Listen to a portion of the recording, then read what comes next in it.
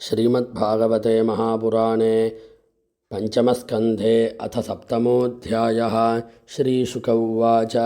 भरतस्तु महाभागवतो यदा भगवता वनितलपरिपालनाय सञ्चिन्तितस्तदनुशासनपरः पञ्चजनीं विश्वरूपदुहितरमुपयेमे तस्यामुहव आत्मजान् कार्त्स्नेनानुरूपाणात्मनः पञ्चजनयामास भूतादिरिव भूतसूक्ष्माणि सुमतिं राष्ट्रभृतं सुदर्शनमावरणं धूम्रकेतुमिति अजनाभं नामैतद्वर्षं भारतमिति यत आरभ्य व्यपदिशन्ति स बहुविन्महीपतिः पितृपितामहवत् उर्वत्सलतया स्वे स्वे कर्मणि वर्तमानाः प्रजाः स्वधर्ममनुवर्तमानः पर्यपालयत्।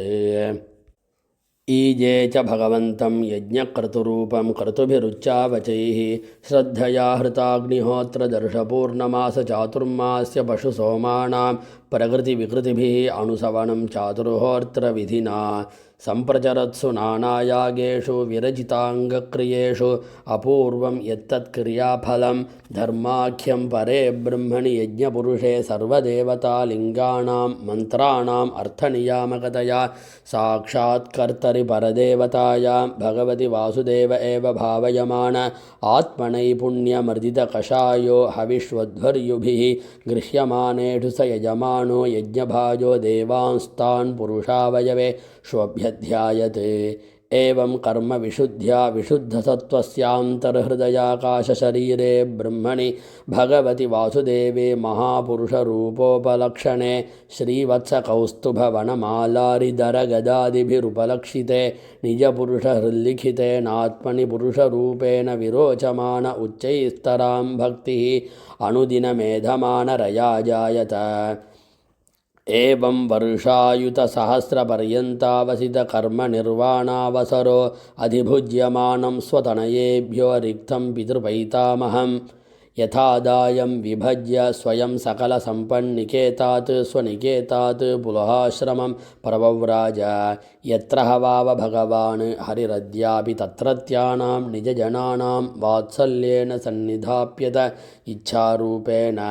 यत्राश्रमपदान्युभयतो नाभिभिः दृषच्चक्रैश्चक्रनदी नाम सरित्प्रवरा सर्वतः पवित्रीकरोति तस्मिन्वाव किल स एकलः पुलहाश्रमोपवने विविधकुसुमकिसलयतुलसिकाम्बुभिः कन्दमूलफलोपहारैश्च समीहमानो भगवत आराधनं विविक्त उपरत विषयाभिलाष उपभृतोपशमः परां निर्वृतिमवाप।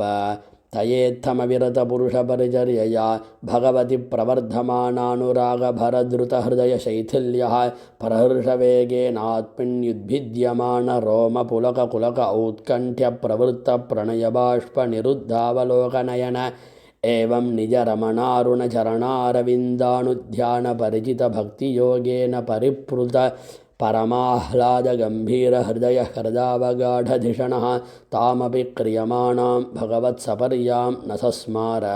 इत्थं धृतभगवद्व्रत ऐनेयाजिनवाससानुसवनाभिषेकार्द्र कपिशकुटिलजटाकलापेन च विरोचमानः सूर्यर्चा भगवन्तं हिरण्मयं पुरुषम् उज्जिहाने सूर्यमण्डले अभ्युपतिष्ठन्नेतदुहोवाच।